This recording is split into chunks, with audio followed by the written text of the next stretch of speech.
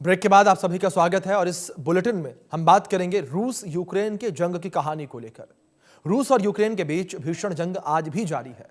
24 फरवरी 2022 को रूस और यूक्रेन के बीच शुरू हुआ युद्ध लाखों लोगों को मार चुका है। लाखों लोगों के मारे जाने की खबर है, तो वहीं शहर शहर मलबे में तब्दील हो चुके हैं।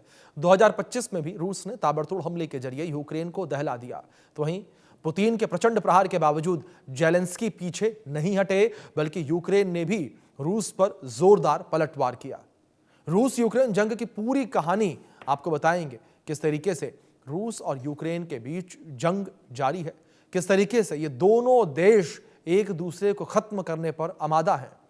और यहां सबसे बड़ी बात इस लड़ाई में ये कि जो यूक्रेन पहले बैकफुट पर नजर आ रहा था, वो यूक्रेन अब आगे बढ़कर रूस के ऊपर हमले कर रहा है, क्योंकि यूक्रेन ने भी साफ कर दिया है ये कि वो भी अब पीछे नहीं हटेगा। वो भी तब तक अपने हमले जारी रखेगा जब तक रूस उसके ऊपर अपने हमले करेगा।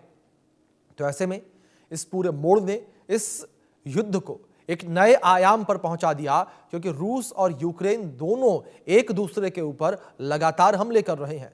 दोनों एक दूसरे को खत्म करने में लगे हुए हैं, लेकिन दूसरी ओर रूस लगातार ये दावे कर रहा है कि रूस का जो S-400 डिफेंस सिस्टम है और उसका अपग्रेडेड वर्जन S-500 यूक्रेन के हमलों को नाकामयाब कर रहा है। लेकिन वहीं दूसरी ओर अगर रूस के हमलों को लेकर बात करें तो रूस के हमले भारी तबाही यूक्रेन के अंदर मचा रहे हैं। रूस ने यह साफ कर रखा है कि जो उसके टारगेट हैं, जब तक उन टारगेट्स को वो अचीव नहीं कर लेता, तब तक उसके हमले लगातार जारी रहने वाले हैं। ऐसे में यह युद्ध जो है वो 4 साल से अधिक समय से लगातार जारी है। दोनों देश एक दूसरे के ऊपर लगातार हमले कर रहे हैं। नेटो, यूरोपीय यूनियन, अमेरिका जैसे बड़े देश और बड़े संगठनों के हस्तक्षेप के बावजूद भी यह युद्ध नहीं रुका। नेटो ने, यूरोपीय यूनियन ने रूस के ऊपर कई कड़े प्रतिबंध लगा दिए। कई अमेरिकी कंपनियां रूस से अपना व्यापार पूरी तरीके से बंद करके चली गई, जिसमें मैकडोनाल्ड, KFC जैसे बड़े ब्रांड भी शामिल हैं। वो पूरी तरीके से अपना व्यापार समेट के चली गई, लेकिन उसके बावजूद भी रूस पीछे नहीं हटा। इस विषय पर आधारित खास रिपोर्ट देखिए आप।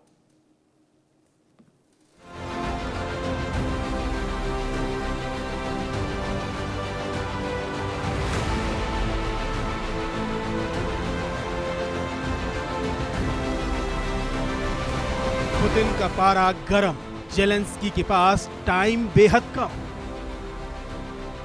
2025 में पुतिन का सबसे बड़ा प्रतिशोध, यूक्रेन में महाविध्वंस। क्या दुनिया में तीसरा विश्व युद्ध छिड़ने वाला है? पुतिन का विजय प्लान, यूक्रेन में महातबाही। रूस यूक्रेन जंग की कहानी। रूस यूक्रेन के बीच करीब 4 सालों से भीषण युद्ध जारी है। ट्रंप की लाख कोशिशों के बावजूद युद्ध थमने की बजाय और भी भीषण होता जा रहा है। एक तरफ जहां यूक्रेन के शहरों पर रूस का विध्वंसक हमला जारी है, तो वहीं यूक्रेन भी रूस पर जोरदार पलटवार कर रहा है। 24 फरवरी 2022 को रूस और यूक्रेन के बीच शुरू हुए युद्ध में लाखों लोगों की जान चली गई। शहर के शहर मलबे में तब्दील हो गए। युद्ध को खत्म करवाने को लेकर प्रयास जारी हैं, लेकिन सफलता के संकेत नजर नहीं आ रहे। जब जंग शुरू हुई तो माना जा रहा था कि छोटा देश यूक्रेन कुछ दिनों या हफ्तों में रूस के आगे घुटने टेक देगा, लेकिन ऐसा नहीं हुआ। दोनों ही देश लगातार एक दूसरे पर हमले कर रहे हैं। 2025 में रूस ने यूक्रेन पर कई बार विध्वंसक हमले किए। पिछले सालों की तरह 2025 में भी यूक्रेन पर रूस का प्रचंड प्रहार जारी है। रूस ने कीव से लेकर खार्किव तक यूक्रेन में जमकर बमबारी की। रूस ने यूक्रेन पर 2025 में अब तक का सबसे बड़ा हवाई हमला किया। इस हमले में 800 से ज्यादा ड्रोन और मिसाइलों का इस्तेमाल कर यूक्रेन की राजधानी कीव में सरकार के मुख्य प्रशासनिक भवन को निशाना बनाया गया। रूस ने इस भवन को 2 क्रूज मिसाइलों से निशाना बनाया। खास बात यह है कि जिस इलाके में ये भवन स्थित है, उसे कीव का सबसे सुरक्षित इलाका माना जाता है और अमेरिकी डिफेंस सिस्टमों को तैनात कर वहां की सुरक्षा पुख्ता की जा रही है। 2025 में रूस ने यूक्रेन पर बड़े पैमाने पर हवाई और ड्रोन हमले जारी रखे हैं। 1 फरवरी 2025 को पोल्टावा में रूसी मिसाइल हमले में 15 लोगों की मौत हो गई। 13 अप्रैल 2025 को सुमी शहर पर मिसाइल हमले में लगभग 35 लोग मारे गए। 24 अप्रैल 2025 को राजधानी कीव पर भी बड़े पैमाने पर मिसाइल और ड्रोन हमले हुए, जिसमें 13 लोगों की मौत हो गई। 9 सितंबर 2025 को डोनेट्स्क में मिसाइल हमले में 25 लोग मारे गए।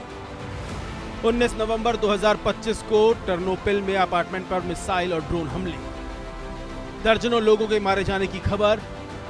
तो वहीं दिसंबर में रूस ने यूक्रेन पर 650 से अधिक ड्रोन और 30 से ज्यादा मिसाइलें दागी।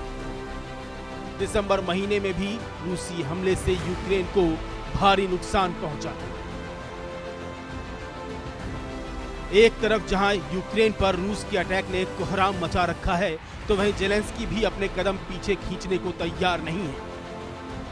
यूक्रेन ने रूस को दहलाने के लिए रूस पर 300 ड्रोन से जोरदार हमला किया, रिहायशी इलाकों को निशाना बनाया। जाहिर सी बात है, मॉस्को पर ड्रोन अटैक के बाद पुतिन का गुस्सा 7वें आसमान पर पहुंच गया और रूस ने यूक्रेन में जमकर तबाही मचाई। रूस यूक्रेन के बीच हालात इस कदर खराब हो चुके हैं कि आज जिस हिसाब से यूक्रेन के साथ नाटो देश खड़े हैं और रूस के साथ चीन और उत्तर कोरिया जैसे देश खड़े हैं, ऐसे में डर है कि कहीं रूस यूक्रेन का युद्ध आगे चलकर तीसरे विश्व युद्ध में ना बदल जाए। रूस यूक्रेन के बीच इस वक्त युद्ध इस मोड़ पर पहुंच चुका है कि दोनों देश एक दूसरे की कमजोर नसों पर वार कर रहे हैं। जहां रूस यूक्रेन की राजधानी कीव को लगभग हर रात ड्रोन और मिसाइलों से दहला रहा है, तो वहीं यूक्रेन रूस की ऑयल रिफाइनरीज को निशाना बना रहा है। यूक्रेन यूरोपीय देशों से हथियार की मांग तो कर रहा है, इसके साथ ही वो अपनी बनाई हुई मिसाइलों और ड्रोन से भी रूस को खासा नुकसान पहुंचा रहा है। चलिए आपको एक टाइमलाइन के जरिए जंग की पृष्ठभूमि और अब तक क्या क्या हुआ इस बारे में बताते हैं। तो आपने रिपोर्ट देखी, इस रिपोर्ट के माध्यम से जाहिर तौर पर आपको भी समझ में आया होगा कि कैसे रूस और यूक्रेन के बीच की ये लड़ाई खत्म होने का नाम नहीं ले रही है। दोनों देश एक दूसरे के ऊपर लगातार हमले कर रहे हैं। ज़ेलेंस्की ने कहा, हम यहाँ पर अपनी स्वतंत्रता, अपने राज्य की रक्षा के लिए हैं। 9 फरवरी 2023 को रूसी सेना ने पूरे डोनबास पर कब्जा करने के लिए एक नए अभियान की शुरुआत की। 8 फरवरी 2024 को ज़ेलेंस्की ने यूक्रेन की जमीनी सेना के कमांडर जनरल अलेक्जेंडर सिर्स्की को जालूजनी की जगह नियुक्त किया। भारत के प्रधानमंत्री नरेंद्र मोदी 23 अगस्त 2024 को यूक्रेन पहुंचे और राष्ट्रपति व्लादिमीर ज़ेलेंस्की से चर्चा की। पीएम मोदी ने कहा कि ये युद्ध का समय नहीं है। 2025 के फरवरी महीने में ट्रंप ने यूक्रेन में युद्ध समाप्त करने के लिए रूस के साथ बातचीत की। 13 अप्रैल 2025 को सुमी शहर पर रूस के मिसाइल हमले में 35 लोग मारे गए। रूस यूक्रेन के बीच पिछले 4 साल से जारी युद्ध का दायरा अब बढ़ने जा रहा है। अब तक यूक्रेन पर विध्वंसक हमले करने वाले पुतिन का अब नाटो देशों को सबक सिखाने की कोशिश में जुट गए। रूस और नाटो के बीच तनाव चरम पर पहुंच चुका है। रूस नाटो से आर पार के मूड में नजर आ रहा है। नाटो के समंदर में रूसी परमाणु बॉम्बर दिखाई दिए। ब्रिटेन की सीमा के करीब Tu-95 MS बम वर्षक विमान उड़ाए। नॉर्वे सागर के ऊपर उड़ा Tu-95 MS। रूस ने लंबी दूरी की उड़ान से ब्रिटेन को चौंका दिया। जाहिर सी बात है कि बॉम्बर को भेजकर पुतिन ने हड़कंप मचा दिया है। खबरों के अनुसार रूसी बॉम्बर का ब्रिटिश जेट ने पीछा भी किया। आपको बता दें कि Tu-95 MS बम वर्षक विमानों को परमाणु हथियार ले जाने में सक्षम माना जाता है। रूस की सैन्य गतिविधि के बाद नाटो अलर्ट हो गया है। स्थिति पर नजर रखने के लिए नाटो ने तुरंत अपने फाइटर जेट्स तैनात कर दिए हैं। इन जेट्स ने रूसी विमानों की उड़ान पर निगरानी रखी। रिपोर्ट्स के मुताबिक रूसी बम वर्षकों के साथ Su-33 फाइटर जेट्स भी मौजूद थे। देखा जा रहा है हाल के दिनों में रूस और पश्चिमी देशों के बीच तनाव लगातार बना हुआ है। ऐसे में इस तरह की सैन्य उड़ानों को सुरक्षा के लिहाज से गंभीर माना जा रहा है।